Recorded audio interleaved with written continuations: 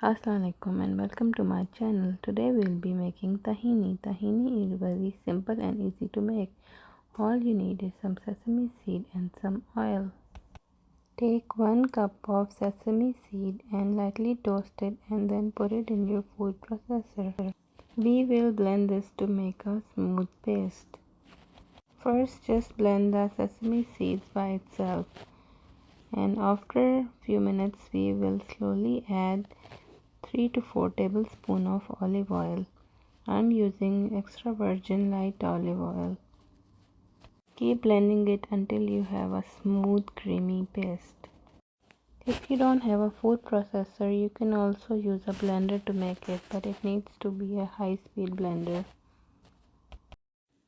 Simple easy tahini is ready. We only use 2 ingredients to make it.